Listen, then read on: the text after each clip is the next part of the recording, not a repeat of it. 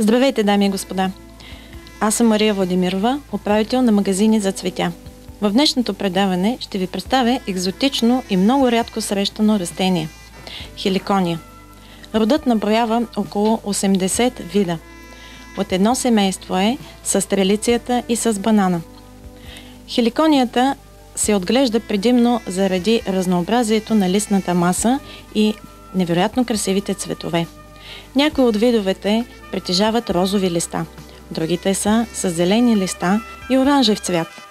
Третият вид е с зелени листа, изпъстрени с жълти жилки. А бразилската хеликония достига височина 2 метра и има листа като банана. Друг вид хеликония притежава листа, наподобаващи весла. При някои от тях цветът достига височина около половин метър. Образува червени брахтеи с жълто по края, които обграждат същинския цвят. Изключително разнообразие от листна маса и цветове.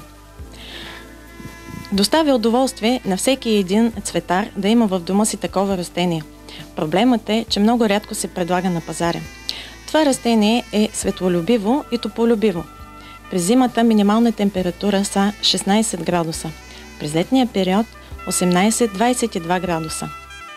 Ще се чувства добре, ако го изнесете през летния период навън на открито, като се допускат дори малко директни слънчеви лъчи. През летния период поливайте обилно. През зимния период поливането да се сведе до минимум. Необходима е висока въздушна влага, затова често оросявайте листата. Растението се пресажда ежегодно всяка пролет. Размножава се чрез разделяне на коренището. Почвата, която се използва, са листовка, чимовка, торф и пясък. Вредители, акари и щитоносни въшки.